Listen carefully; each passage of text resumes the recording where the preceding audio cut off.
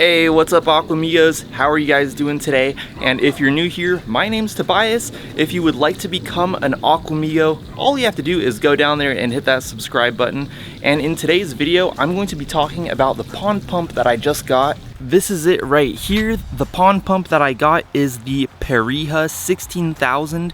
It is an amphibious variable speed pump, meaning that you can have it either inside the water or outside of the water with a line going to it. And there are also 3 speed settings on it. And this is the pump that I'll be using on my new koi pond. So I'm going to go ahead and tell you guys a little bit about the pump, then we'll go ahead and do an unboxing and see what comes inside the box, and at the end we'll go ahead and test it out. Of course I'm not going to be installing it today because I don't have the filtration for my pond set up yet, but we will go ahead and test the pump, make sure it works and everything. So first off, let's go ahead and talk about the price. I bought this pump from a website called Play It Koi, and it costs $175 on there. This is the 16000. They do make several different models. As you can see here on the box, these are like all the different models that they make. So the 16000 is right down here. So it's like one of the larger ones, but they do make quite a few models that are bigger than this one. And I also saw that they do sell this pump on Amazon. The last time I checked, it was going for $189 on Amazon for this one, which is the 16000. So I'll go ahead and put both of those links down in the description below in case you would like to check them out for yourself. But on Amazon, it was going for $189. Play It Koi was going for $175. And the main thing that made me choose this pump is the energy efficiency of this pump. So like I was saying, this is a variable speed pump, and as you can see here on the first setting, it pumps roughly 3,500 gallons per hour. On the second setting, it pumps 3,700 gallons per hour, and on the third setting, it pumps almost 3,900 gallons per hour. When we look at the wattage, the first setting uses 60 watts, the second setting uses 70 watts, and the third setting uses 80 watts, which is pretty crazy because even on the highest setting, it's only using 80 watts. And if we take a look at the pump that's inside my pool pond, this pump is only a 1,000 gallon per hour pump. I don't know if you guys could see it down there, but that is a 92 watt pump. So this pump that I have in my pool pond is only pumping around a quarter of the water that this Periha pump should be pumping, and it's using more electricity. So that's the main reason I decided to go with this pump. And then if we look all the way to the right of the diagram, it says H max head, and I believe that means the maximum height at which the pump can pump water. So it means like if it's pumping water vertically, the 16000 has a H max head of 3.5 meters on the first setting, 4 meters on the second setting, and 4.4 meters on the third setting. I'm pretty sure I won't even be pumping my water a meter high, so I should be totally fine. And of course they have the specs for all the other pumps on here too, in case you would like to check those out. I'll go ahead and leave it on the screen for a second. So yeah guys, let's go ahead and open it up.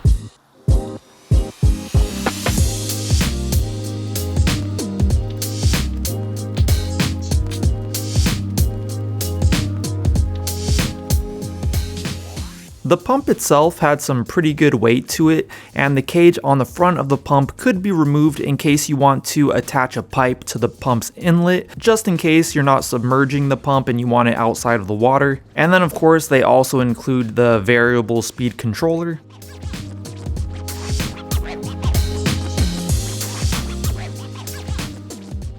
And they also include some O-rings, some suction cups, and some different fittings that you might need.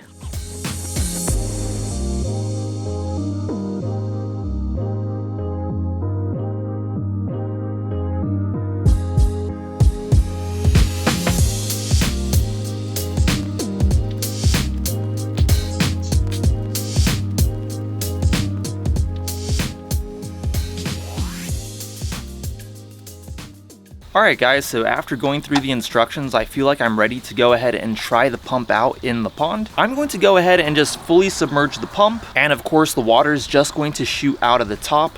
I'm not going to have the top connected to anything yet, but just to get an idea for how the pump works, let's go ahead and try that.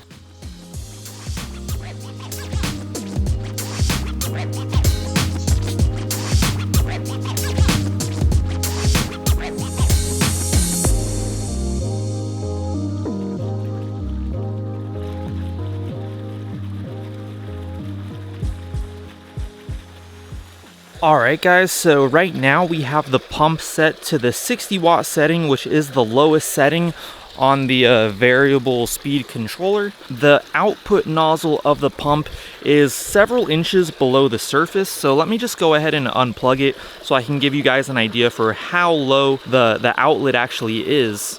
So I'll go ahead and unplug this real quick.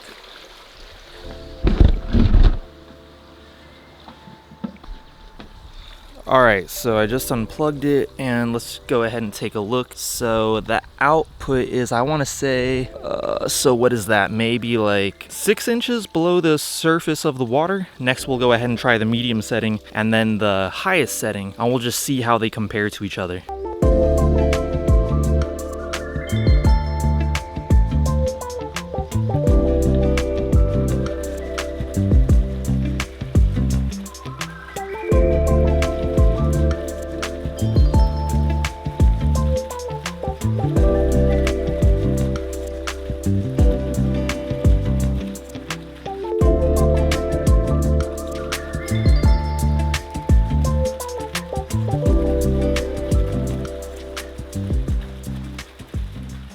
Alright guys, so this is the highest setting, which is the 80 watt setting. Visually, I don't feel like we see a huge difference between the 60 watt setting and the 80 watt setting. The 60 watt setting is pumping roughly 3,400 gallons per hour and the 80 watt setting is pumping roughly 3,900 gallons per hour. So visually, I don't think we're going to see a huge difference, but it's just really impressive to me how much water is actually being pumped here compared to this pump over here, which is a 92 watt pump. So it's pretty crazy, like the difference that we're getting here. So much more water is being pumped by this pump, and you can just see the agitation on the surface of the water. Yeah, really cool. So just to do like a quick little comparison, let's go ahead and go back down to the 60 watt setting. So right here you can see it says, well, you can't really see because of the sun, but it says 80. So I'm gonna go ahead and push the button and bring it back down to the 60 watt setting right now. So it stops and then it starts up again. Oh my gosh, I can't focus.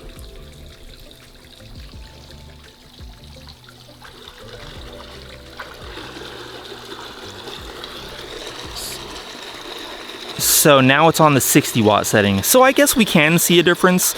We definitely see there is less water being pumped, but I would say the difference isn't huge. We'll go to the second setting again.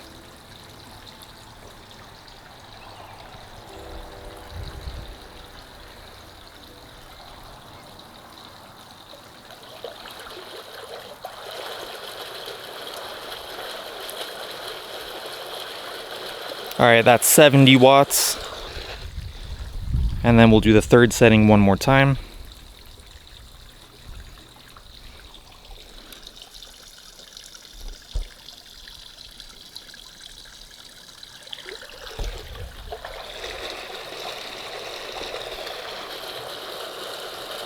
And that's the highest setting. All right guys, so I'm estimating that my pond is between 3,000 and 3,500 gallons. So that pump should definitely be able to turn over the water in the pond at least once per hour. Actually, it will probably turn over the pond more than just once per hour. So that's really good. And I'm still waiting on a few more supplies to arrive before I can continue with my filtration plans. I'm still waiting on those uniseals and the hole saws for the uniseals. I can't really get started until I get those. Well, I mean, technically there are some things that I could get started with. It's just that we've been having rain, as you could probably tell by how wet the ground is. And we are going to have a couple more days of rain this week, so I'm going to have to wait until after the rain before I can continue with that. But it does look like I'm going to have to pour some concrete, so I want to wait until after the rain before I get started with that. But it's going to happen really soon.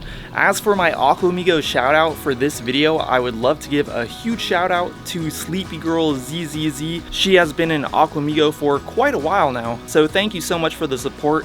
If any of you guys watching this would like the chance to get a shout out in one of my upcoming videos, all you have to do is go down to the comments below and comment something with the word Aquamigo in it. And that's going to be just about it for this video. I'll probably do an update video down the road on how long this pump lasts for. Hopefully it'll last a long time, but I'll give you guys an update down the road. And if you did like this video, or if it helped you out, I would really appreciate it if you went down there and gave this video a like. If you would like to see more videos by me in the future, make sure to hit that subscribe button. If you'd like to follow me on Instagram, I'll put my handle right here, and I'll talk to you guys in my next video.